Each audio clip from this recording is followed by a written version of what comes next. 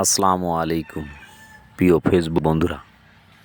দেখেন এখানে একটি মানে মাটি কাটার যে যানবাহন এটি কিন্তু এই রাস্তার ধারে এক জমির মধ্যে মানে চাকা ডেবে গেছে, যার কারণে এই ট্রাক্টরটি আর উঠতে পারতেছে না।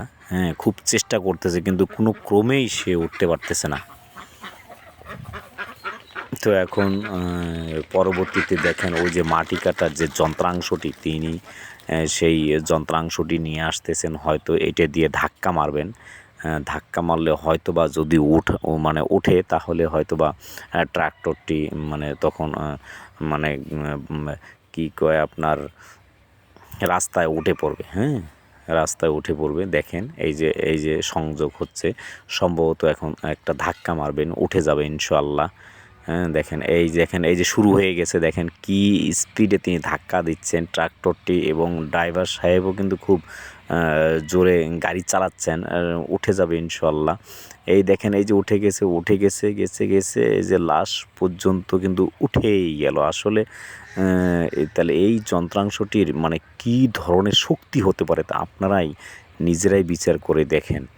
আসলে এটার বিশাল পরিমাণ কিন্তু শক্তি, আর সেই শক্তি প্রয়োগ করেই কিন্তু ট্রাক্টরটি উঠে গেল। তো প্রিয় বন্ধুরা, এইসব যন্ত্রাংশর ব্যবহার দেখেন কোন কোন জায়গায় হয়, এটা আসলে না দেখলে আমরা বুঝতে পারি না। তিনি মাটি কেটে আবার ডালা ভর্তি করে দেন, আবার দেখেন এখন সেই খালগুলো বাইরের মাটি এনে ভরাট করতেছেন যাতে চাকা ডেবে না যায়, সুন্দর সুষ্ঠুভাবে তারা মাটি নিয়ে মানে নিয়ে যেতে পারে এখান থেকে, এই গন্তব্যস্থল থেকে। দেখেন কত শত শত গাড়ি এখানে দাঁড়িয়ে রয়েছে শুধু ওই ট্রাক্টরটি ওঠার কারণেই। এখন হয়তো বা রাস্তাটা ক্লিয়ার হয়ে গেল, তারা মাটি নিয়ে যাবে। দেখেন কত মানুষজন এখানে কাজ করতেছে, কর্ম করতেছে, যেটা না করলে তাদের পেটে ভাত যাবে না। দেখেন আসলে মানুষ মানে তার জীবিকা নির্বাহের জন্য কী না করে দেখেন। হ্যাঁ, এই সকাল থেকে সন্ধ্যা পর্যন্ত যে কঠোর পরিশ্রম করে যাচ্ছেন তার পরিবার পরিজনকে সুস্থ থাকার জন্য, মানে ভালো থাকার জন্য যা যা করণীয় একটা পুরুষ ঠিক তাই করে থাকেন।